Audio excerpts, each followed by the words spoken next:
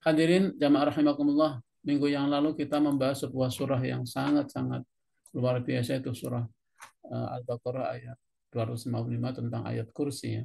Kita akan lanjutkan dengan ayat 257. Allah Subhanahu wa taala berfirman, la ikraha fid din qad tabayyana ar-rusydu minal ghayy faman yakfur bit-taghut wa yu'min billahi faqad istamsaka bil urwatil wuthqa lam fisama laha wallahu samii'un 'aliim. Allah waliyul ladzina amanu yukhrijuhum minadh dhulumati ilan nur walladzina kafaru awliya'uhumut taghut yukhrijunahum minan nuri ilal dhulumat ulaika ashabun nari hum fiha khalidun. Hadirin, setelah Allah menjelaskan kepada kita dalam ayat kursi, ayat yang sangat agung itu, Allah memperkenalkan dirinya, Allah memperkenalkan sifat-sifat utamanya, Allah memperkenalkan kepada kita tentang esensi tauhid, esensi akidah itu. Kemudian Allah menjelaskan di dalam ayat berikutnya ini dengan bahasa yang sangat jelas. La ikraha fiddin. Tidak ada paksaan dalam agama. Tidak ada paksaan untuk memeluk agama Islam. Mengapa? Qad tabayyana rusdu minal ghayy. Sungguh telah jelas mana yang benar. Sungguh telah jelas ya, jalan yang benar dan jalan yang sesat, jalan yang salah. Faman yakfur bit-taghut wa yu'min billah faqad istamsaka bil urwatil wuthqa. Siapa yang ingkar kepada taghut dan beriman kepada Allah, sungguh dia telah berpegang teguh pada tali yang sangat kuat dan tidak akan putus, tidak akan patah. Wallahu sami'un alim. Allah Maha mendengar, lagi Maha mengetahui. Hadirin jamaah rahimakumullah, ayat ini menegaskan bahwa bagaimana agama ini, agama Islam ini adalah agama yang dari awal mendeklarasikan tentang kebebasan beragama, kebebasan berakidah. Ya. Kenapa? Karena masalah akidah, ya, masalah keimanan itu adalah bukan wilayah yang harus dipaksa. Masalah akidah itu adalah kerelaan hati setelah mendapatkan keterangan dan mendapatkan penjelasan yang jelas. Ya. Karena itu hadirin, ayat ini menegaskan tidak benar ya, bahwa Islam dari awal itu memaksa.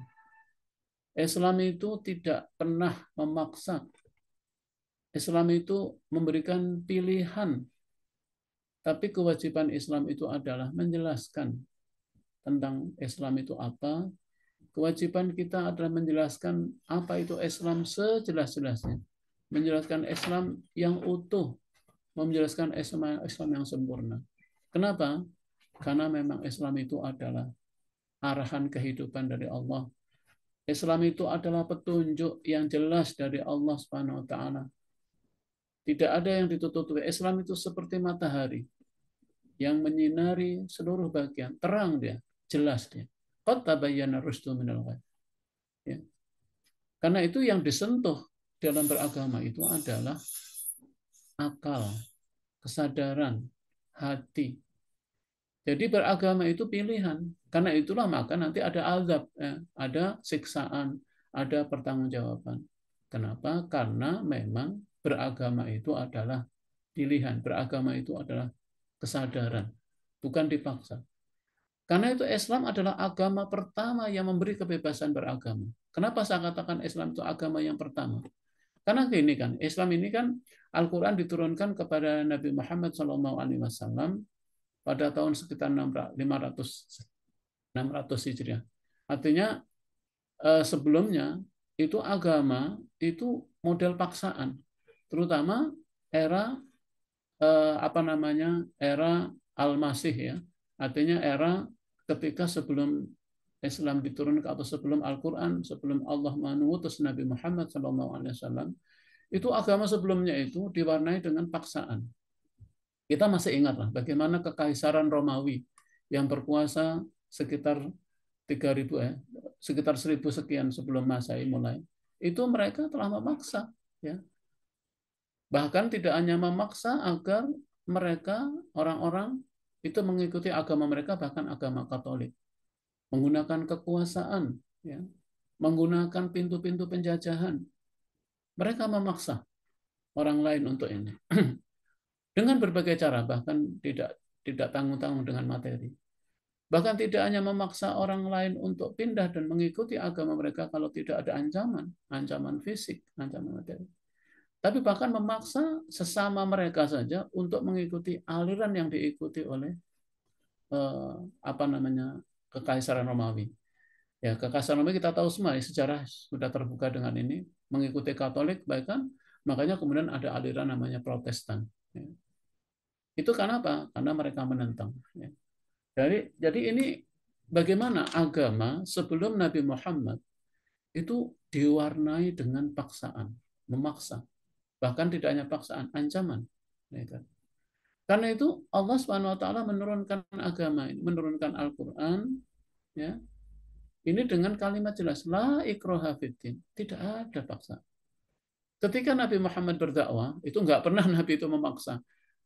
Apa maksa dengan cara halus maupun dengan maksa dengan cara, tapi Nabi tugasnya adalah memberikan penjelasan. Kita ingat hadirin, ketika Nabi Muhammad diutus oleh Allah, diangkat menjadi Rasul, maka apa namanya eh, Nabi Muhammad berdakwah kepada keluarga terdekatnya dulu, karena itu memang perintahnya untuk mendakwai orang-orang yang akrobin, ya kan. Jadi wa anzir ashiratakal akrobin, wahai Muhammad, wa anzir, berilah peringatan kepada keluarga terdekat. Makanya Nabi waktu itu mengumpulkan apa nama tokoh-tokoh Quraisy yang memang masih ada hubungan kerabat, dikumpulkanlah. Kemudian Nabi menjelaskan bahwa aku ini diutus oleh Allah, kemudian barang siapa yang beriman kepada Allah, insya Allah dia akan diberikan keselamatan. Tapi barang siapa yang beringkar, maka itu adalah tanggungan kalian sendiri. Aku ini adalah Rasul Allah. Bahkan sampai Nabi mengatakan, bagaimana pendapatmu jika aku sampaikan bahwa di balik gunung itu ada pasukan yang akan menyerang kamu? Mereka mengatakan, saya percaya. Kenapa kamu percaya? Karena kamu tidak pernah berbohong, kan gitu. Kamu orang yang jujur. Tapi begitu diperintah, kalau gitu saya perintahkan kalian untuk beriman kepada Allah, la ilaha illallah Muhammad Rasulullah, aku ada. Dan mereka nggak mau. Yang nggak mau nggak dipaksa oleh Nabi. Tapi Nabi kewajibannya menyampaikan. Ini hadirinnya, esensinya. La ikraha fiddin. Karena masalah akidah itu adalah masalah hati. Ya. Jadi kewajiban kita tidak boleh memaksa dan tidak ada dalam Islam kamus Islam memaksa. Nggak pernah Nabi mengatakan dengan cara halus, kalau kamu masuk Islam nanti kamu saya kasih rumah. Nabi juga nggak punya rumah. Kalau kamu masuk Islam nanti kamu saya kasih, maaf ya, saya kasih jaket, saya kasih ini, saya berikan makanan. Enggak, Nabi nggak pernah menjanjikan begitu dalam dakwah. Karena itu bagian dari memaksa. Jadi begitu sejarahnya mengapa ayat ini turun, untuk menegaskan, karena memang sebelumnya, ya, pada era apa namanya Kekaisaran Romawi, itu bahkan penjajahan itu pun juga salah satunya adalah untuk misi mengajak mereka kepada apa namanya agama. Yang paling terkenal itu adalah bagaimana ketika Cordova itu kan pernah di bawah pemerintahan Islam selama 7 abad, ya, 7 abad loh, kaisaran di bawah apa namanya pemerintahan Muslim, karena menang Muslim waktu itu yang dipelopori oleh Tariq bin Ziyad. 700 tahun berkuasa di Cordova. Tapi apa yang terjadi? Begitu lahir seorang raja, menjadi raja, yaitu Ferdinand, ya, Raja Ferdinand, ya, itu kemudian menganut kebijakan inklusi itu, ya, mereka yang tidak mau pindah kepada agama maka mereka dibunuh. Sehingga saat itu juga kaum muslimin di Cordova yang begitu banyak, bayangan 700 tahun berkuasa kan banyak umat Islam. Banyak mereka yang lari. Kenapa? Karena akan dibunuh. Jadi begitu hadirin. Jadi Islam menegaskan, Islam adalah agama pertama yang beri kebebasan dalam beragama berakidah. Tidak ada paksaan, tidak ada tekanan terhadap seseorang dalam menganut agama Islam. Sesungguhnya telah jelas perbedaan antara yang jelas dan. Nah, ini yang ingin pesan dari agama ini, pesan dari ayat ini, bahwa kewajiban kita adalah menyampaikan Islam secara jelas. Karena itu kalimat tidak ada paksaan dalam Islam, dalam memeluk agama Islam. Ini adalah prinsip Islam. Betapa Allah memuliakan manusia, menghormati kehendak pikiran dan perasaannya. Ini esensinya. Ini harus kita tangkap. Kenapa ada ayat la ikraha fiddin? Nggak ada paksaan. Padahal Islam itu yang benar. Islam itu yang baik. Tapi nggak boleh memaksa. Kenapa? Allah memuliakan manusia. Manusia itu punya kehendak, punya pikiran, punya kemauan, punya perasaan. Itulah yang disentuh oleh agama ini.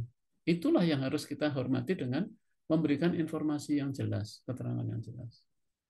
Karena itu tidak boleh ada paksaan maupun ancaman, bahkan penyiksaan. Dan itu agama-agama lain tersebut terang sudah. Karena kebebasan beragama dalam pandangan Islam adalah hak asasi manusia. Karena itu agama Islam adalah agama yang paling tinggi terhadap dalam pemahaman terhadap alam. Ya. Jadi walaupun Islam itu adalah agama yang memberikan pemahaman yang benar, yang paling baik, yang paling tinggi terhadap pemahaman terhadap alam dan kehidupan, namun tetap tidak boleh memaksa. Karena apa? Tadi, karena sesungguhnya telah jelas jalan yang benar dan jalan yang sesat. Hadirin jamaah rahimakumullah. Ayat ini menegaskan, gitu ya, menegaskan bahwa sesungguhnya Allah mengkaruniai kita ini kan akal ya, hati.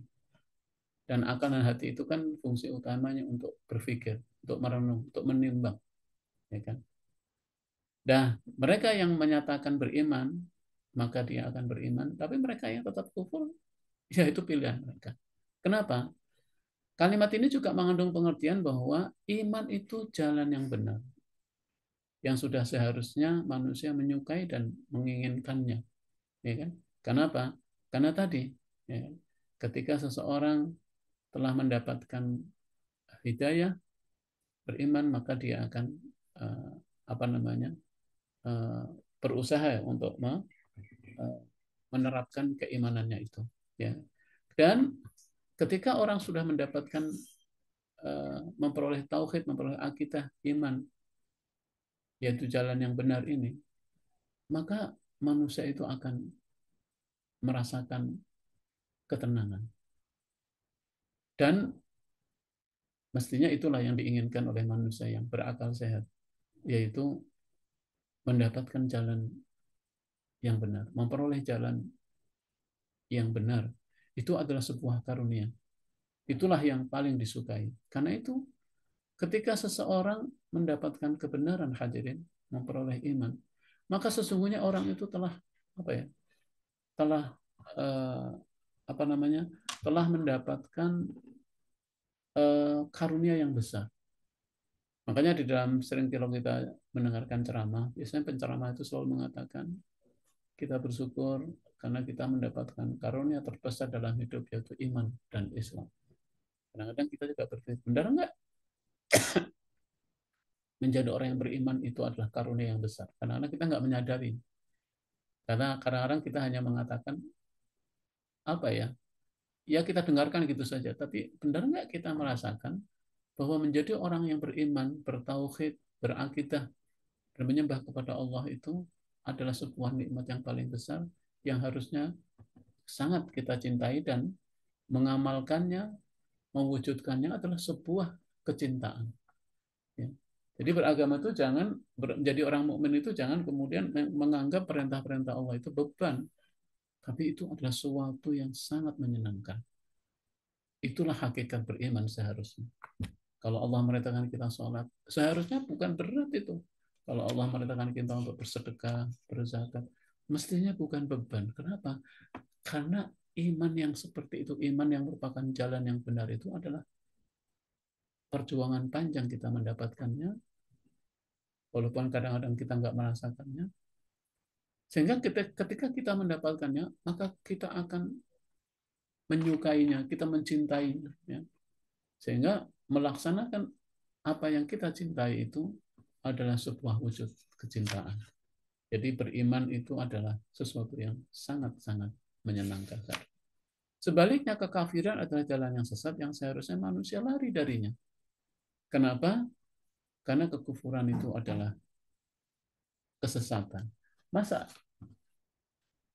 kesesatan harus kita harus kita kejar? Tentu yang mana jalan yang sesat ya harus kita hindari, bahkan kita harus lari sejauh-jauhnya dari kekafiran, lari sejauh-jauhnya dari kesesatan, karena kita dalam hidup tentunya yang kita menginginkan adalah jalan yang benar, yaitu iman. Hadirin. Nah, jamaah rahimakumullah, ayat ini bersatu dengan ayat berikutnya. Allahu waliyul ladzina amanu yukhrijuhum minadh dhulumati ilan nur. Walladzina kafaru awliya'uhumut taghut yukhrijunahum minan nuri ilal dhulumat. Ulaika ashabun nari hum fiha khalidun. Ya. Allah adalah pelindung orang-orang yang beriman. Ya, Allah adalah pelindung orang-orang yang beriman. Dia mengeluarkan mereka dari aneka kegelapan menuju cahaya, yaitu iman. Ya. Sedangkan orang yang kufur, pelindung mereka adalah tauhid. Ingatlah, mereka tauhid itu mengeluarkan mereka orang-orang yang kafir itu dari cahaya menuju kegelapan. Jadi tauhid itu telah mengeluarkan manusia, ya, orang-orang kafir itu dari kegelapan, dari cahaya menuju kegelapan. Mereka itulah para penghuni neraka, mereka kekal di dalamnya. Jadi dua ayat ini berkait, hadirin, ya, bahwa iman menjadi orang mukmin itu adalah sebuah kekuatan. Makanya Allah mengatakan bahwa, menegaskan, mengapa? Karena orang-orang yang beriman itu pelindungnya adalah Allah. Allah selalu menemani dan melindungi orang-orang yang beriman. Dan iman itu adalah cahaya yang selalu menerangi. Sementara kekafiran adalah kegelapan-kegelapan yang membawa kegelapan. Kegelapan tetap dalam bentuk apapun adalah kegelapan. Sementara iman itulah cahaya yang selalu menerangi kehidupan. Jadi begini, seorang mufasir mengatakan, ketika seseorang itu beriman kepada Allah dengan iman yang sungguh-sungguh, maka dikatakan di dalam ayat tadi adalah, yaitu orang yang faqadis tamsaka bil urwatil wuthqa. Dia telah memiliki pegangan yang kuat. Beriman kepada Allah itu akan menjadikan kuat pegangan yang kokoh dan tidak akan putus. Karena apa? Karena cahayanya terus bercahaya. Iman itu seperti cahaya yang tidak pernah mati. Dia selalu menerangi, menjadi petunjuk bagi orang-orang yang beriman. Petunjuk dari segala kesesatan. Ya. Makanya iman itu akan terus menerangi dalam cahaya. Sementara kekafiran itu kegelapan, aneka macam kekafiran, ya, itu tetap adalah kegelapan. Kegelapan hakikatnya adalah gelap, ya kan? Kegelapan itu hakikatnya adalah kegelapan, dan yang namanya kegelapan tidak akan bisa memberikan cahaya. Makanya kegelapan, kekafiran itu akan melahirkan keputusasaan, akan melahirkan kemungkaran, akan melahirkan kezaliman. Itu cepat atau lambat, hadir. Ya. Kenapa? Karena tadi dia, orang-orang yang gelap itu telah menjadikan tauhid, ya, ya. Tauhid menjadi pelindung-pelindung mereka.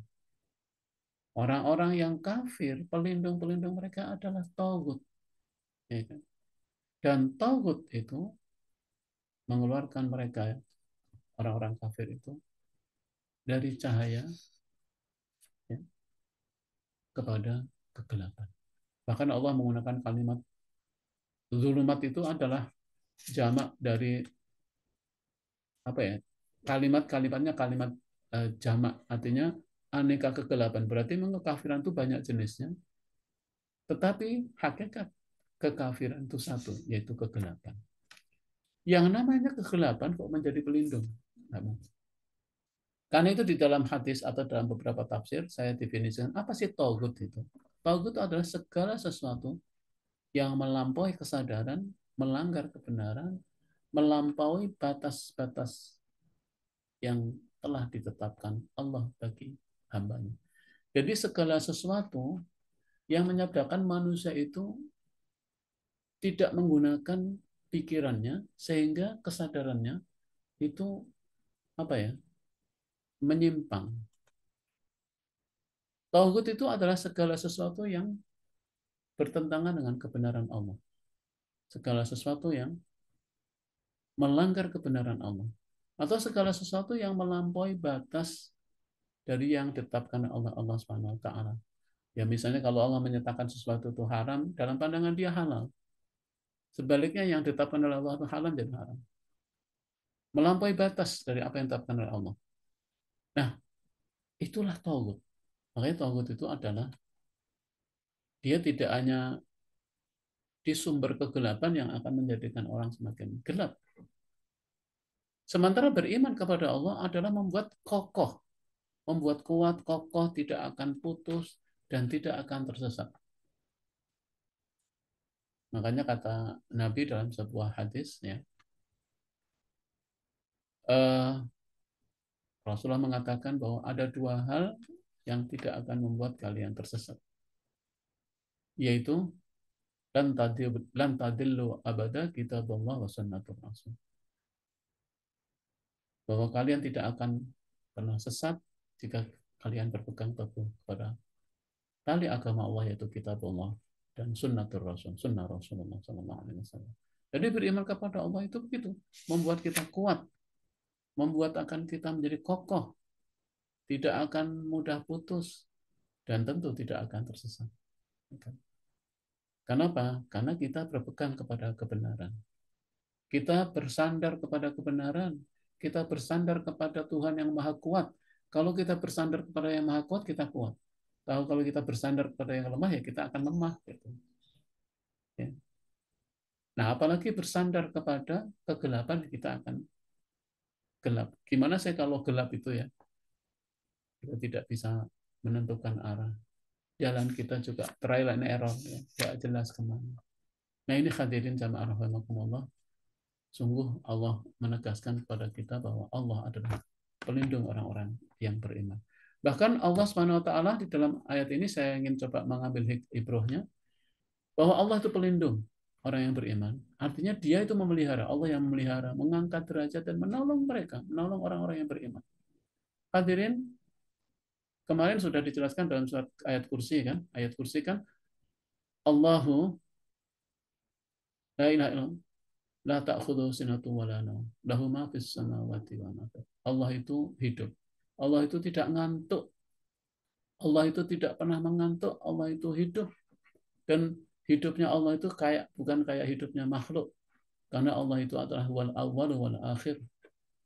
Allah itu tidak berawal dan tidak berakhir. Kalau manusia, kalau makhluk itu kan ada awalnya dan ada akhirnya. Allah itu adalah, dan Allah menjelaskan tidak tidur. Allah itu terus mengurus mengurus makhluknya. Nah, kalau Allah mengatakan Allah waliul ladzina amanu, kalau Allah itu wali orang-orang yang beriman, itu Allah memelihara kita. Allah itu mengangkat derajat orang yang beriman. Walaupun dalam pandangan manusia mungkin rendah, miskin, banyak kan? Enggak. Dan Allah menolong mereka.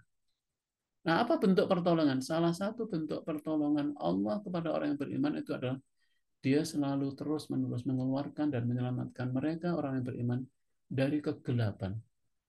Dari kegelapan kekufuran, dari kegelapan kemunafikan, dari keraguan-raguan, menyelamatkan mereka dari dorongan mengikuti setan, menolong mereka dari hawa nafsu, dan menolong mereka kepada cahaya keimanan dan kebenaran. Hadirin, inilah sebetulnya pertolongan Allah yang nyata bagi orang yang beriman. Tidak ada, hadirin, kenikmatan yang paling besar, kebahagiaan yang paling besar, melebihi dari Allah mengeluarkan kita dan menyelamatkan kita dari kegelapan kekufuran. Tidak ada. Karena kekufuran itu tempatnya hanya satu, neraka. Ulaika ashabun nar hum fiha khalidun.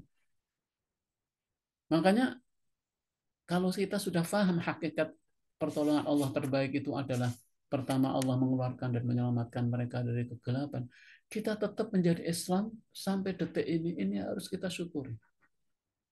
Inilah nyata pertolongan Allah. Kenapa? Begitu banyak kan dorongan dari luar, godaan dari luar, agar kita itu meninggalkan agama ini. Itu banyak. mulai dari dorongan bersifat ekonomi, dorongan mungkin ada yang berdorongan fisik, ada yang bentuknya mental, ada yang bentuk. Hadirin, ingat bahwa Allah telah menyelamatkan kita dari kegelapan kekufuran menjadi orang muslim adalah pertolongan Allah. Kemudian moga-moga kita juga dapat Allah selamatkan dari kemunafikan. Karena dosa kedua yang paling besar setelah kita kufur adalah kemunafikan. Bahkan kemunafikan itu tempatnya paling bawah dalam neraka. Innal munafiqina fi tarkil asfali minan nar. Orang munafik itu kata Allah tempatnya di neraka yang paling bawah. Berarti kita juga harus hati-hati dengan kemunafikan. Ketika kita diselamatkan oleh Allah dari sifat munafik, itu pertolongan Allah paling besar. Kemudian Allah menolongkannya dari keraguan-raguan. Hadirin, salah satu penyakit terbesar orang yang beriman itu keraguan-raguan. Kita sering dihindari oleh Allah. Kita sering sekali datang sifat kita tuh keraguan-raguan, ragu-ragu, bahkan kadang-kadang ragu terhadap agama ini. Benar nggak ya kita ini Muslim kok? Benar nggak orang Islam itu orang yang benar kok? Orang Islam itu banyak yang ditindas, banyak yang miskin. Kadang-kadang hadirin, penyakit terbesar orang yang beriman itu adalah keraguan-raguan. Selain juga tadi kekufuran, kemunafikan. Kita sering dihinggapi oleh keraguan-raguan ini tentang keimanan, tentang masa depan, tentang ini. Nah ini kalau orang yang tidak beriman, ragu-raguan. Keraguan-raguan ini biasanya dorongan-dorongan dari setan. Nah ini, kita juga di pertolongan Allah itu kita terhindar dari dorongan mengikuti setan. Masya Allah, setan ini kan sudah tahu janjinya. Tidak, dia akan terus menggoda manusia, ya akan menggoda manusia sampai detik-detik terakhir mereka akan menggoda manusia. Bahkan dalam janjinya, setan akan menggoda manusia seluruhnya, kecuali illal mukhlasin, kecuali orang-orang yang ikhlas. Jadi kita ini tidak terlepas ya dari sasaran setan. Dan setan itu ada dua. Setan kan sudah sering saya sampaikan. Setan itu karakter, bisa dari golongan jin dan bisa dari golongan manusia. Kemudian bentuk pertolongan Allah berikutnya yang paling nyata adalah Allah menyelamatkan dan mengeluarkan kita dari hawa nafsu. Ya Allah, hawa nafsu kita udah luar biasa. Kalau kita tidak dipelihara dan tidak dilindungi oleh Allah, maka hawa nafsu ini akan mendorong kita kepada kehancuran. Hawa nafsu ini pasti akan mendorong kita kepada kekafiran, kemunafikan.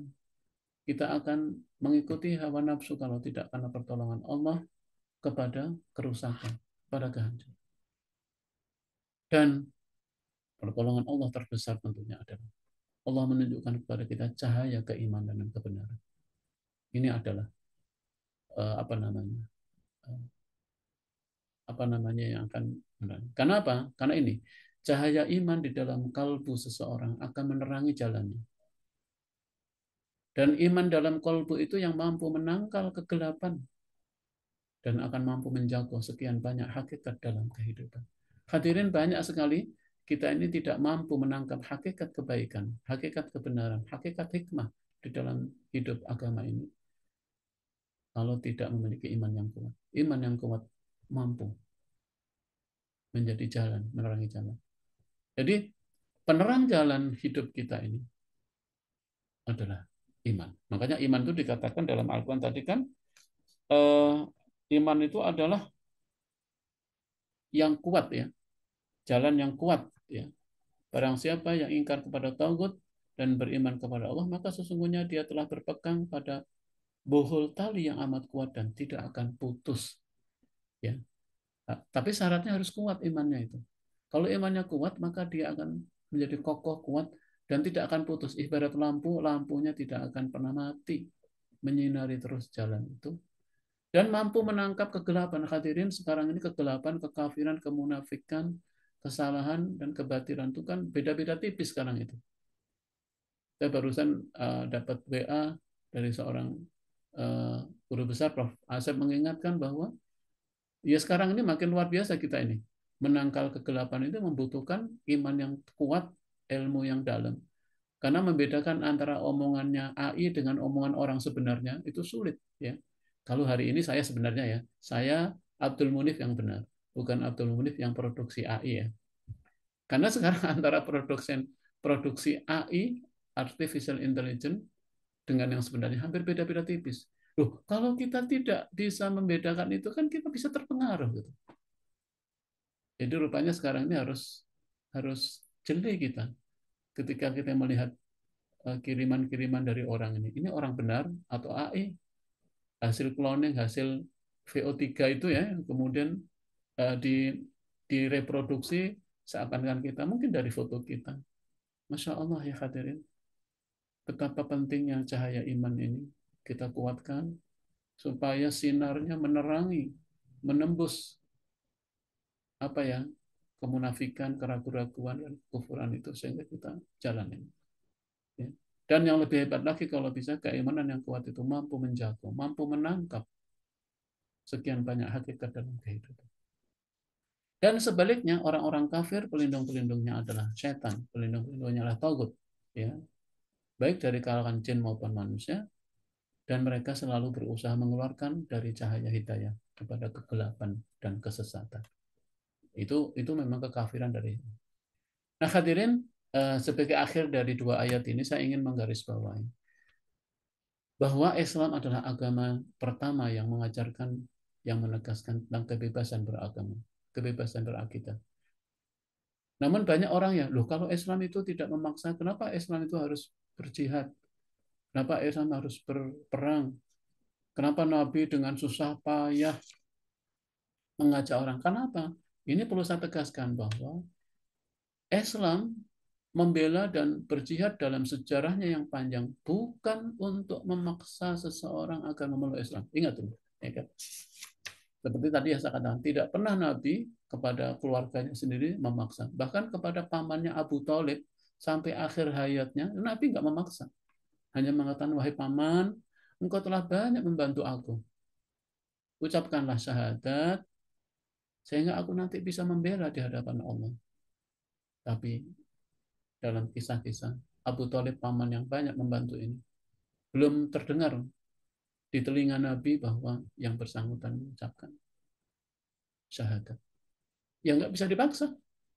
Karena tadi, iman adalah urusan kerelaan hati seseorang. Ya, untuk menimbang, untuk memutuskan setelah adanya keterangan dan penjelasan yang utuh tentang agama ini. Jadi kebebasan beragama dan kewajiban berjihad tidak ada yang tidak bertentangan. Ya kan? Kenapa? Ini yang ingin saya tegaskan supaya sama-sama tahu. Islam mensyariatkan atau mewajibkan berjihad karena berbagai tujuan. Pertama, ini tujuannya ya berjihad itu untuk membela orang-orang mukmin dari gangguan dan fitnah dari musuh-musuh Islam dan memberikan jaminan keamanan atas jiwa, harta, dan akidah muslim. Jadi bagaimana jihad itu adalah bentuk dari upaya kita untuk menyebarkan agama ini dan melindungi, membela orang-orang yang beriman, terutama dari gangguan musuh-musuh mereka, musuh-musuh orang-orang yang beriman ini, dan gangguan dari fitnah yang menimpa orang-orang yang beriman, dan memberikan jaminan keamanan atas jiwa. Kenapa? Dalam Islam jelas itu orang yang berperang membela jiwa dan harta itu syahid di hadapan Allah, apalagi membela akidah. Itu ya pertama ya. Jadi tidak ada unsur memaksa. Yang kedua, bahwa berjihad itu tujuannya dalam Islam adalah menegakkan kebebasan dalam berdakwah. Kenapa? Karena Islam ini adalah agama yang dibawa oleh para nabi, datang dengan misi membawa kebaikan. Misi utama Islam adalah membimbing manusia kepada hidayah yang utuh dan sempurna. Jadi harus sampai ya keterangannya, harus sampai ke telinga-telinga orang. Dakwah itu menyampaikan kebenaran. Nah setelah mereka mendengarnya, setelah mereka mendengar keterangan tentang Islam, nah disitulah diberikan pilihan. Bagi yang beriman silahkan beriman, bagi yang kufur ya silahkan tanggung sendiri. Wa qulil haqqu mir rabbikum faman syaa'a falyu'min wa man syaa'a falyakfur, dalam surat Kahfi itu. Kebenaran, katakanlah Muhammad, kebenaran itu datang dari Tuhanmu. Barang siapa yang beriman, berimanlah. Tapi barang siapa yang kufur, kufurlah. Nah, cuman yang kedua ini pertama adalah kita punya kebebasan, punya kewajiban untuk menyampaikan, mendakwahkan Islam. Ya. Persoalannya kalau kita belum memperdengarkan Islam, belum mendakwakan Islam, berarti kita salah, gitu ya. Kesalahan ada di kita. Karena orang itu kan nggak bisa dia memutuskan sesuatu kalau kita nggak pernah menyampaikan kebenaran. Karena kalau orang itu nggak pernah mendengarkan kebenaran, yang dia dengar adalah kekafiran, yang dia dengar adalah kezaliman, yang sering dia dengarkan adalah kesalahan, maka dia tidak tahu bahwa di luar itu ada informasi lain, penjelasan lain tentang kebenaran. Nah, kita nggak menyampaikan, kita yang salah. Karena kalau orang itu mendengar, yang didengar itu hanya kesalahan, bagi dia kesalahan itulah yang benar gitu. Makanya ada kata-kata yang terkenal dari seorang diktator Hitler. Hitler itu pernah mengatakan, kesalahan yang diucapkan 1000 kali akan berubah menjadi kebenaran. Nah, sampai begitu dia. Jadi kesalahan nih, tapi banyak yang mendukung. Semua mengucapkan yang salah itu benar. Ya seorang orang hanya tahu bahwa, oh berarti itu yang benar. Sementara kita yang tahu bahwa bukan itu yang dimaksud kebenaran, kita tahu bahwa itu adalah kesalahan, kita nggak berbicara, kita salah. Jadi itu tujuan Islam, tujuan berjihad itu agar kita, agar dakwah ini dapat berkembang. Sehingga informasi, penjelasan, keterangan tentang Islam harus sampai kepada setiap orang. Makanya sasaran dakwah itu kita kan hari ini saya berdakwah di hadapan hadirin semua yang muslim. Sebetulnya dakwah itu harus menyentuh orang yang non muslim. Kita harus sampaikan. Ya. Makanya banyak mereka yang testimoni, yang convert to Islam, yang masuk ke dalam Islam itu, setelah dia tahu Islam itu dia menyalahkan kaum muslimin. Wahai kaum muslimin, Anda tahu begitu indahnya agama ini, begitu bagusnya Islam ini, begitu bagusnya nilai-nilai Islam. Mengapa kalian diam, nggak menyampaikan, nggak memperdengarkan pada kami? Seandainya telah sampai kepada kami agama yang luhur, agama yang hebat, agama yang indah ini sampai kepada kami dari awal, mungkin kami akan sudah menjadi muslim sebelumnya. Sampai begitu. Ada beberapa orang yang testimoni yang sudah masuk ke dalam Islam itu. Karena begitu indahnya Islam ini. Sayang kita nggak menyampaikan. Nah ini tujuan jihad itu. Tujuan kita adalah apakah kita sudah memperdengarkan dan menyampaikan Islam. Makanya kewajiban berjihad itu mengikat pada setiap muslim. Dan yang terakhir hadirin, ya, kebebasan beragama kaitannya dengan kewajiban jihad itu adalah selaras. Kenapa? Karena kewajiban tujuan berjihad itu adalah menegakkan aturan Allah, menetapkan dan melindunginya di muka bumi ini, agar manusia hanya menyembah kepada Allah yang Esa, Tuhan langit dan bumi. Jadi tujuan berjihad itu juga agar akidah manusia itu benar. Perkara dia mau atau enggak itu terserah. Ya. Agar manusia hanya menyembah kepada Allah. Karena yang sekarang terjadi itu kan manusia diperhamba oleh manusia lain. Banyak manusia yang menganggap dirinya lebih tinggi dari Tuhan, bahkan menganggap dirinya Tuhan ya. Fir'aun, Raja Namrud, dan raja-raja yang lain itu kan pengennya dia itu ditaati seperti Tuhan gitu. Nah, Islam datang untuk meluruskan ini. Kenapa? Karena Islam datang untuk menjadikan manusia itu merdeka, dan manusia itu merdeka kalau dia hanya menyembah Allah. Ketika manusia masih menyembah, diperhamba oleh selain pada Allah, berarti dia tidak merdeka. Karena manusia yang satu menekan manusia yang lain, manusia yang satu memperbudak manusia yang lain. Itu esensinya. Jadi subhanallah begitu tinggi agama ini, makanya perintah berjihad itu sama sekali tidak bertentangan ya dengan, karena banyak orang-orang yang menuduh ya udah kita nggak usah berdakwah kan bebas itu, atau tidak ada paksaan. Masalahnya kita sudah nggak menyampaikan Islam itu kepada mereka sehingga mereka itu sempat berpikir, karena tadi beragama itu adalah hakikatnya adalah pilihan orang itu, kekuatan hati dan kerelaan hatinya untuk menerima atau tidak. Namun setelah yang bersangkutan mendengarkan agama ini dengan benar, Islam ini informasi yang benar. Hadirin, saya kira itu yang ingin saya sampaikan pada kesempatan yang baik ini. Moga-moga insya Allah saya menyampaikan memang tidak banyak, sedikit, moga-moga difahami dengan baik. Dan sekali lagi moga-moga ayat-ayat yang kita baca ini menambah ilmu dan menambah keimanan dan kekuatan kita kepada Allah, sehingga kita menjadi sangat bersyukur bahwa kita menjadi orang muslim. Kita akan bersyukur bahwa iman itu masih ada dalam dada-dada kita, dan moga-moga cahaya iman itu bisa memberi cahaya yang menerangi jalan, yang dapat menembus hakikat-hakikat kebenaran yang selama ini jarang kita jarang kita dapatkan. Dan yang lebih penting, moga-moga dapat menangkal kegelapan, dapat menangkal kekufuran, kemunafikan, godaan dan dorongan setan, dorongan hawa nafsu. Allah alam. Demikian Mas Rizal yang bisa saya sampaikan. Allah alam. Ya, khair. Syukron kepada Ustadz Abdul Munif yang telah menyampaikan materi pada kajian kita pada pagi hari ini. Oke, untuk para hadirin, kita buka sesi tanya jawab. Dibebaskan kepada para hadirin. Silakan.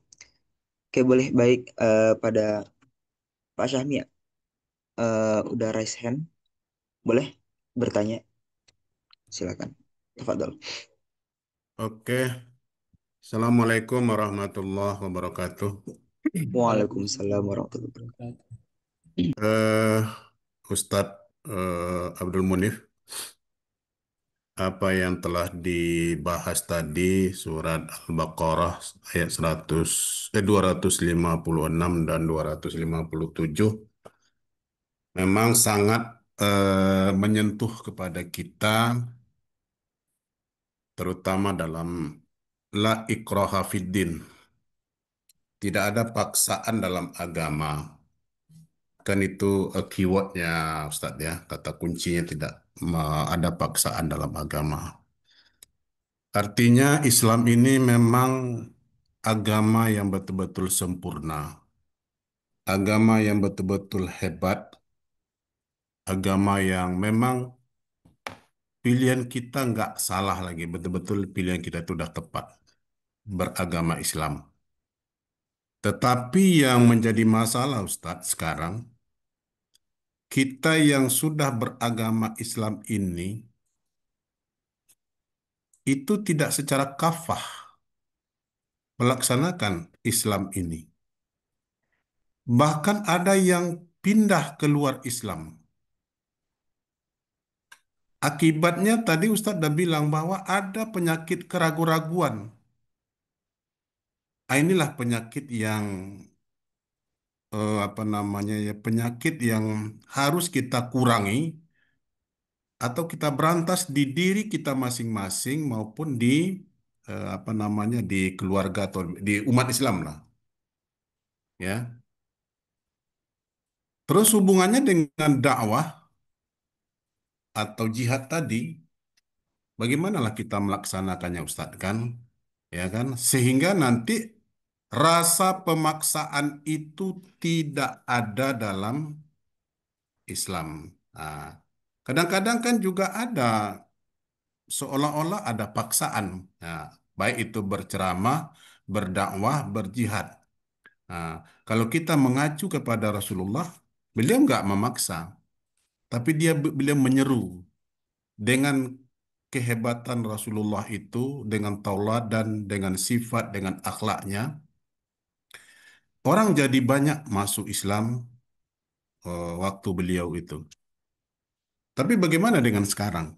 Nah, gitu kan masalah Ustadz ya. Jadi bagaimanalah yang kontradiktif tadi, ya kan? Yang keraguan-raguan tadi, supaya kita lebih mantap ke depan ini, bagaimana menyuarakan Islam ini, sehingga Islam ini bisa berkembang, betul-betul yang di dalam itu kafah, dan yang di luar itu bisa mendapatkan hidayah atau penyeruan sehingga dia bisa mendekat atau masuk ke Islam. Terima kasih. Assalamualaikum warahmatullahi wabarakatuh. Waalaikumsalam warahmatullahi wabarakatuh. Ya, terima kasih Pak Syahmi Adi. Ya, jadi memang begitu Pak ya. Menjadi Muslim itu memang apa namanya banyak yang berproses ya, dan tentu semua pengen menjadi Islam secara kafah. Moga-moga ini kita harus ke arah sana, memang harus ada keinginan untuk keislaman kita menjadi lebih sempurna, keislaman kita menjadi lebih baik dalam semua sisi, mulai dari pemahaman, kemudian dari pengamalan kita, ya, pengamalan nilai-nilai Islam, maupun juga dalam afal perbuatan kita. Itu adalah apa namanya, harus memang kita tempuh, Pak Syahmi.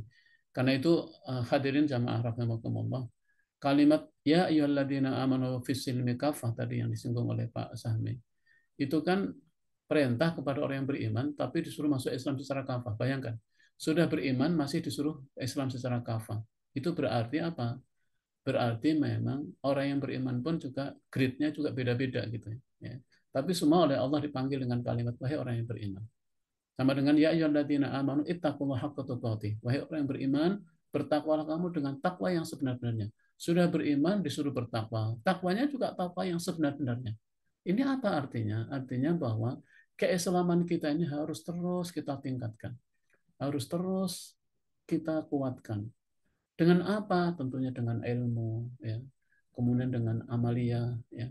Kemudian dengan apa namanya, effort, dan jangan lupa terus memerangi segala macam godaan dalam diri. Ya betul Pak Sami. Jadi keraguan-raguan itu salah satu penyakit yang akan terus menghantui orang yang beriman. Makanya orang yang imannya lemah, ya hilang dia. Tapi kalau imannya kuat, maka keraguan-raguan itu akan menjadi penambah kekuatan mereka. Ketika Nabi di dalam Al-Quran kan, ketika orang-orang munafik nakut-nakuti orang yang beriman, hei orang yang beriman, kenapa kamu berangkat perang? Ingat loh, kamu namanya itu akan setor nyawa. Itu musuh yang kamu hadapi, itu berat sekali. Jumlahnya sekian banyak. Tapi apakah menjadikan orang yang beriman ketika itu ciut? Tidak. Malah orang yang beriman mengatakan, inilah yang dijanjikan oleh Allah Subhanahu wa taala, itu syahid. Ya, bayangkan jawabannya begitu. Kalau kita ditakut-takuti kan malah ragu-ragu, mundur gitu kan. Tapi pada masa Rasulullah mereka justru malah inilah yang dijanjikan oleh Allah Subhanahu wa taala. Inilah hadirin kalau iman. Makanya saya yakin bahwa kita semua berproses menuju kepada kesempurnaan, dan moga-moga dengan izin Allah dan berdoa kepada Allah, moga-moga keimanan kita menjadi iman yang kuat. Karena memang hanya mereka yang imannya kuat yang tadi menjadi kokoh, ya, tidak putus, ya, terhadap segala apa namanya godaan, ya, itu memang harus kita apa namanya lakukan. Dan salah satu yang memperkuat keimanan ketika kita memperkuat ukhuwah, ya, kemudian kita senantiasa membangun jamaah yang kuat, ya, yang saling menguatkan antara satu dengan yang lain. Karena begini, kenapa ilmu dan ukhuwah ini menjadi penguat? Karena begini hadirin, ya, banyak orang yang mengatakan bahwa saya sudah cukup, nggak usah belajar, gitu kan. Padahal Nabi Muhammad SAW sampai akhir hayat itu terus belajar melalui malaikat Jibril. Ya. Jadi ketika orang menganggap cukup dari segi ilmu, sebetulnya itu awal mula dari kelemahan dan melemahnya iman. Karena orang yang imannya kuat akan selalu haus dengan ilmu, haus dengan petunjuk, haus dengan hidayah, dan haus dengan pertolongan Allah Subhanahu wa taala, terus meningkatkan. Ini beberapa ya yang kalau saya telaah itu. Banyak orang yang menganggap sudah cukup dan kemudian dia tidak bersungguh-sungguh di dalam beriman. Jadi iman harus sampai masuk ke dalam hati secara mendalam. Kemudian kaitannya dengan apa namanya berjihad. Kita punya contoh teladan terbaik adalah Nabi dan para sahabat. Ya. Bahkan sampai para sahabat ketika menyebarkan Islam, bayangkan pada masa Khalifah Umar bin Khattab radhiyallahu anhu saja, Islam itu sampai ke Asia Tengah, ya, sampai ke Asia Tengah, sampai ke Persia, sampai ke wilayah Soviet, bahkan sampai ke Utsman bin Affan sudah sampai ke Cina misalnya. Apakah mereka dengan pedang? Tidak. Itu salah besar. Ya. Tujuan Islam adalah menyampaikan agama ini. Kemudian pilihannya tergantung mereka. Kita salah. Karena apa? Nabi diutus oleh Allah untuk menyebarkan, untuk mendakwahkan Islam, untuk menyampaikan. Karena apa? Karena fungsi dari Nabi itu adalah membimbing mereka, menunjukkan jalan yang benar, menunjukkan tauhid, menunjukkan kepada mereka hakikat kebaikan itu. Dan kita adalah pewaris-pewaris Nabi. Tapi tidak memaksa, betul. Persoalan besar adalah ada beberapa yang mengartikan bahwa itu adalah merupakan bentuk dari pemaksaan. Tidak. Ya kan? Karena apa namanya, tugas kita hanyalah menyampaikan kebenaran. Ya kan? Jadi tugas Rasul itu adalah membacakan ayat-ayatnya, kemudian menjelaskan apa namanya kepada mereka tentang kebenaran ini, dan memberikan kepada mereka hikmah, kan gitu kan. Tugas dari apa namanya Rasul ini. Ya. Karena itu hadirin, saya mencoba untuk menangkap dari pertanyaan Pak Sahmi ini adalah kita bersama-sama harus senantiasa apa namanya berusaha sekuat tenaga untuk menyampaikan dan mendakwahkan ini dengan cara yang baik. Sudah punya pedomannya kan? Ud'u ila sabili rabbika bil hikmah wal mau'izatil hasanah wajadilhum billati hiya ahsan. Ajaklah manusia, serulah manusia, itu perintah Allah ya. Serulah manusia, itu serunya juga fi'il apa namanya mengajak itu untuk memerintahkan kepada kita. Tapi mengajaknya dengan hikmah, dengan cara yang baik. Hikmah itu artinya banyak. Ada 70 artian hikmah itu. Dengan ilmu, dengan lemah lembut, dengan akhlak, kemudian dengan contoh, dengan keteladanan. Banyak sekali hikmah itu. Kemudian baca tilhum billati ihya. Kemudian wal mau'izatul hasanah, ya, dengan keterangan yang jelas, dengan ilmu, ya. Dan baru wajadilhum billati hiya ahsan. Kalau dia mengajak berdebat, maka debatlah dengan cara. Jadi tiga-tiganya harus kita tempuh dalam berdakwah. Bil hikmah, kemudian dengan ilmu, dan dengan, jadi kita juga nggak perlu takut kalau memang ada seorang yang saya nggak mau kita berjihad atau apa namanya berdebat ya. Oh ya, kita apa? Debat asal untuk kebaikan. Kita nggak terpancing, kita bisa mengikuti. Dan cara berdebat ini salah satu ulama yang terkenal adalah Ahmad Didat ya. Mungkin sering coba lihat di YouTube itu bagaimana Ahmad Didat itu dalam melayani debat mereka. Beliau sangat santun, lemah lembut, berbicara dengan argumentatif yang sangat kuat, dan berikutnya serahkan pada mereka. Nggak memaksa. Ya kan? Gitu ya hadirin. Saya kira itu Pak Sahmi respon saya. Terima kasih Ustaz. Baik, terima kasih kepada Kak Syami atas pertanyaan dan juga Profesor Abdul Mulif atas jawabannya. Untuk selanjutnya, insya Allah saya akan backup teman saya terlebih dahulu.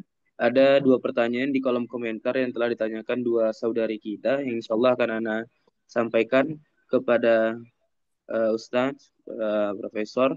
Ada 3 sekarang. Yang pertama, izin Prof. Yang pertama dari saudari Siti Wafa. Izin bertanya Ustadz, mengenai Islam yang kafah, dalam hadis Arba'in dijelaskan bahwa Islam itu dibangun atas 5 perkara. Nah, apabila kelima itu belum sempurna, maka Islamnya juga belum sempurna atau kafah. Ya. Ya. Silakan. Saya respon satu-satu ya, atau gimana? Baik, apa namanya pertanyaan yang ini ya berkaitan dengan betul ya agama ini atau Islam dibangun atas 5 apa namanya perkara ini ya, dan ya 5 perkara ini memang harus 5 perkara ini seperti ayat tiang gitu ya. Jadi kalau 5 perkara ini kalau ibarat rumah itu tiang utamanya, ya, fondasinya, ya kan? Karena kesempurnaan dan kekuatan bangunan itu di fondasi. Ya kan? Kalau rumah itu seperti genteng, seperti apa namanya warna cat, itu kan bukan yang utama gitu ya. Nah, sepanjang apa yang 5 ini yang memang menjadi perkara pokok ya, dan tidak terkait atau tidak tergantung dengan yang lain, maka kewajiban kita untuk menyempurnakan. Contoh, kewajiban untuk bersyahadat itu kan nggak ada persyaratan lain. Sholat misalnya nggak ada persyaratan-persyaratan yang lain. Jadi sesuatu yang kita mampu melaksanakan tanpa ada kendala dan persyaratan dari yang lain, maka kita wajib melaksanakan dengan sempurna. Sholat misalnya, syahadat jelas. Syahadat harus difahami dengan benar. Ya, kita bersyahadat, karena syahadat itu kan ketika kita bersyahadat, asyhadu an la ilaha illallah wa asyhadu, itu maknanya kan saya bersaksi, saya bersumpah, dan saya berjanji bahwa saya tidak akan menyembah selain Allah mulai sekarang dan seterusnya. Nah, berarti kita harus memaintain syahadat kita. Jangan sampai syahadat kita rusak. Ya kan? Itu. Jadi berat loh, walaupun cuma 5 kali syahadat, loh. Syahadatnya ini bagaimana mempertahankan dan memaknai syahadat itu. Kemudian sholat, itu kan nggak ada persyaratan lain-lain. Ya, sholat ya harus dilaksanakan. Makanya sholat ini adalah perkara perintah yang diulang-ulang oleh Allah sebagai esensi agama. Harapannya apa? Harapannya sholat itu kalau diulang-ulang menjadi lebih baik. Sama dengan dalam ilmu uh, di pengetahuan gitu ya. Sesuatu yang diulang-ulang itu harapannya menjadi lebih sempurna, lebih baik. Pengulangan lebih banyak, maka yang kita dapatkan datanya lebih baik. Makanya sholat itu pengulangan, tapi jangan sekedar pengulangan, karena sholat kemarin dengan sholat hari ini harusnya lebih baik hari ini. Jadi sholat kemarin dengan sholat hari ini harus beda. Bedanya apa? Bedanya sholat hari ini lebih baik. Makanya jangan sekedar aja pengulangan. Ya kan? Kemudian puasa, itu kan ada persyaratan. Misalnya kalau ada yang memang ada keterkait dengan persyaratan yang lain, kan sholat itu, puasa itu kan bagi yang mampu, ya. Kemudian tinggal di tempat, bagi wanita tidak dalam keadaan sedang haid dan nifas, itu kan persyaratan. Kalau yang persyaratan itu dapat kita penuhi, harus kita kerjakan. Sama dengan haji, ya kan? Haji, zakat, sebenarnya itu ada persyaratan. Kalau tidak ada persyaratan, berarti kita dianggap oleh Allah SWT kita mampu melaksanakan. Haji misalnya, ya kalau belum nyampe kesempurnaan dan persyaratnya, ya tidak wajib. Nah sekarang pertanyaan, kalau belum bisa melaksanakan 5-5-nya, apakah kita belum dikatakan sempurna? Tergantung tadi. Tidak lalu dikatakan tidak kafah karena belum melaksanakan 5-5-nya. Sepanjang memang ada persyaratan yang tidak terpenuhi. Dile dulu. Ya, kira-kira gitu. Sertifikat udah dapat, bertanya udah dapat, Ya. ilmu dapat. Izin Kemudian, Presiden boleh di mute terlebih dahulu. saya kira itu. Jadi insya Allah tidak menjadikan kalau kita belum melakukan itu karena terutama haji misalnya belum semua bisa melaksanakan haji, apakah keislaman enggak semuanya? Karena memang kita belum memenuhi persyaratan atau kita tidak bisa mencapai ke persyaratan itu, dan tidak mencapai persyaratan itu bukan karena dibuat-buat, ya, tapi karena kita belum mampu. Karena begini kan, ada orang yang berhaji itu niatnya gini, saya haji nanti kalau mampu. Jangan. Kalimat manis tato'a ilahi sabila, ya, kewajiban untuk haji bagi mereka yang mampu, itu kewajiban setiap kita memampukan diri. Jadi kewajiban untuk haji itu dari awal memampukan diri. Kita harus berusaha dari awal. Karena jangan nunggu kalau mampu. Kita sudah punya uang, tapi uangnya untuk bangun rumah, untuk beli mobil, dan ini. Itu berarti dia tidak bersemangat. Nah kalau kayak gitu berarti dia belum sempurna. Kenapa? Karena persyaratan kesempurnaannya itu sudah dipenuhi, tapi dia tidak mau. Kan gitu. Paham ya? Jadi bedanya begitu. Ya. Jangan sampai kemudian ini. Ya kalau beli mobil ada satu memang itu menjadi prasarana sarana untuk hidup dan ibadah nggak masalah. Tapi kemudian beli 2, beli 3, rumah beli ini tapi belum haji. Tentu ini adalah sangat disayangkan. Khawatir itu bukan termasuk yang persyaratan bahwa dia sebetulnya sudah memenuhi persyaratan itu, tapi dia tidak mau. Kan jangan sampai kita terkategori orang yang tidak mau. Gitu. Saya kira itu. Mbak Siti, muka-muka ini. Wallah alam, hanya Allah yang tahu jawaban saya. Ada berikutnya siapa Mas? Dibaca aja Mas. Baik, siap Ustaz. Yang kedua ada dari saudari Lilis Khadijah. Assalamualaikum Pak Ustaz, terkait dengan kewajiban atau keharusan berdakwah bagi setiap manusia. Maaf kalau kurang tepat pemahaman saya. Bentuk dakwah yang bagaimana yang bisa dilakukan untuk kami yang tidak mempunyai kemampuan berdakwah dan penguasaan ilmu agama yang sangat kurang. Terima kasih atas pencerahannya. Iya, betul. Apa namanya itu? Jadi dakwah itu kewajibannya mengikat pada setiap muslim, mukmin, ya. Bukan pada setiap manusia tapi muslim. Setiap mukmin dan muslim wajib berdakwah, ya. Itu dakwah itu adalah dia harus menjadi bagian dari ini. Nah, dakwah itu dimulai dari bisa menjadikan contoh, ya kan. Bisa dengan kan dakwah itu bisa qauliyah wa fi'liyah, bisa dengan apa ya, dengan ucapan maupun juga dengan perbuatan, ya kan. Nah, yang paling gampang misalnya menjadikan kita miniatur muslim, mencontohkan jadi muslim yang baik, ya, yaitu tidak berbohong, menepati janji, kemudian hal-hal seperti itu juga sebetulnya kita sudah berdakwah di hadapan Allah. Ya, jadi dakwah itu jalannya banyak, jalan kebaikan dakwah itu banyak. Menjadikan kita miniatur seorang muslim, miniatur keluarga muslim, itu sudah berdakwah.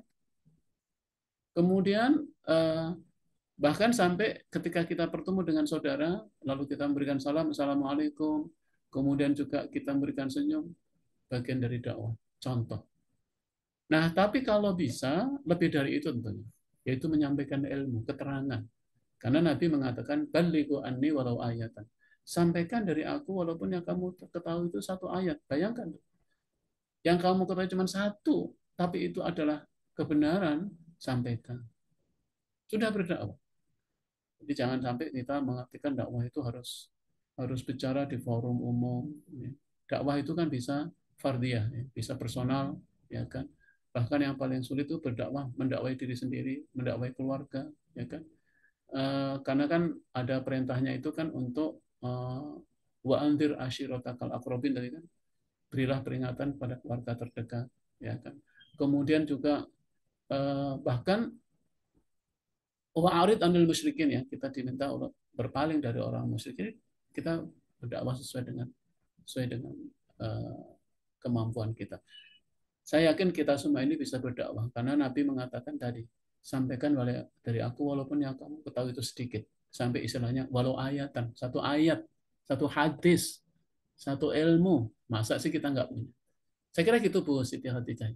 Jadi semangatnya itu adalah kita menyampaikan dengan cara yang apa namanya, yang baik. Allah alam. Syukran Ustaz atas jawabannya. Semoga itu menjawab pertanyaan dari saudari Lilis Khadijah dan juga tadi saudara Siti Wafa. Untuk yang terakhir, Anda bacakan itu dari saudari Nur Michelle. Izin bertanya Ustaz, bagaimana jika awalnya kita berniat baik untuk berdakwah tapi ternyata kita mendakwahkan sesuatu yang salah? Sementara kita tidak tahu kalau itu salah karena ilmu itu adalah ilmu yang diajarkan secara turun-temurun. Mohon jawabannya Ustaz. Syukran. Iya, baik. Ya, Mbak Nur atau Mas Nur, jadi begini Mas Nur. Jadi gini, jadi dalam dakwah itu ada 4 ya rukun dakwah yang penting harus difahami. Pertama adalah dai. Dai itu kita sebagai pemberi apa namanya, pemberi dakwah atau pemberi sebagai narasumbernya. Yang kedua adalah metodenya, metode yang kita ingin sampaikan, sarana prasarana medianya, ya metodenya. Yang ketiga adalah mad'u. Mad'u itu sasaran. Siapa sasaran dakwah kita? Ya. Apakah orang yang terpelajar, anak-anak, kemudian karena Nabi mengatakan ukallimun nas biqadri uqulihim.